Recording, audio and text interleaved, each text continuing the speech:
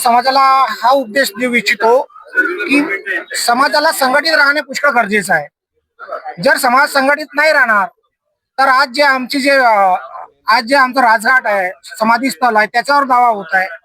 जर समाज असाच झोपला राहिला तर उद्या हे इतर लोक त्यांच्या घरी घरी येऊन त्यांना घरातून काढतील।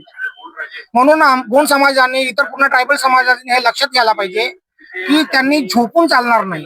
त्यांना जागे होण्याची गरज आहे, त्यांना संघटित होण्याची गरज आहे, त्यांना संघटित राहण्याची गरज आहे, जेणेकरून बाहेरचे लोक आमच्यावर असे चढणार नाही।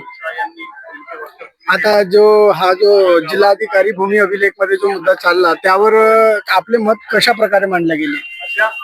आम्ही त्यांना पूर्ण जागेचा रेकॉर्ड दिला, त्या जागेचं महत्व सांगितलं, नागपूर शहराचा इतिहास सांगितला। उलट त्यांना हे सांगण्यात आलं की इथे जे राजघराणे आहे, गोंड घराणे जे आहे, राजघराणे त्यांचा पेंठाणा म्हणजे देवस्थान आहे, पूर्वजांचा पेंठाणा आहे, तिथे पूजा अर्चना चालते, तर त्यांचा हे वैयक्तिक आहे। त्याच्यामुळे याच्यावर कोणी आपला दावा करू शकत नाही। समोरची कोणती तारीख दिली गेली? समोरची तारीख 30/12 ही तारीख देण्यात आलेली आहे। त्यावर समाजाला काय सांगाल? समाजाला मी हे सांगू इच्छितो की 30/12ला इथे जास्तीत जास्त संख्येने येण्याची कृपा त्यांनी करावी।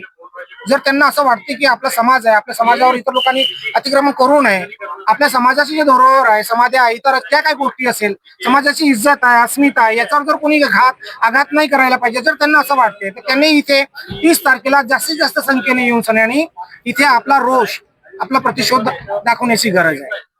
आज आमच्या संघट